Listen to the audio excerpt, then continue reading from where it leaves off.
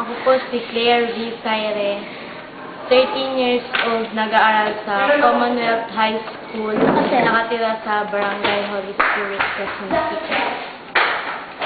Claire, ano yung mga bagay na ginawa mong paghahanda bago yung araw ng camp?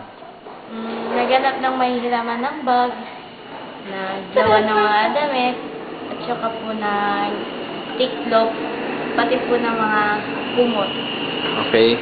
So, yun doon naman sa pagbiyahe, tapos doon sa bus, hanggang sa makarating doon sa Iba Zambales. Ano yung mga na-experience mo? May mga nakilala ka bang bagong kaibigan? Mga masaya ka ba? Ano yung mga naranasan mo?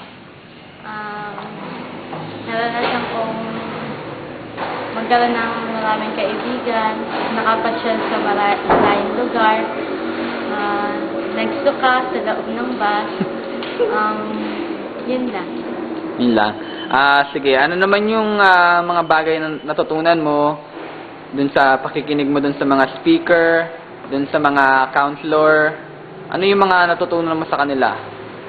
Natutunan ko lang ay yung kagaya po sa kwento ni Kuya Noel, yung masama po ang magnakaw, tapos ano po yung nagbago siya, tapos yung unang-una niyang paghawak ng Biblia. Ayun. So, sa tingin mo, ano yung naging dating sa'yo ng mga tinuro nila? Ano yung mga natingin mo na nagbago sa'yo? Yung mga natutunan mo dun sa mga bagay na shinare ng mga speaker? Yung mga nagbago sa'yo, ano sa tingin mo yung nagbago sa'yo? Yung hindi pala-away, hindi maging Lakasan mo konti. hindi maging pala-away. Ano pa?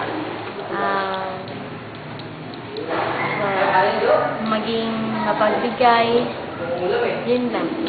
Yan. Tapos sa mga nag-sponsor sa atin dun sa camp, ano yung gusto mong sabihin sa kanila? Ano yung gusto mong, yung message mo para sa kanila?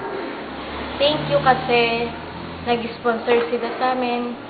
Thank you rin dahil, kundi dahil sa kanila, hindi kami nakasama ulit doon. At saka, thank you dahil pag may kailangan kami, nakakatulong sila. Wala po.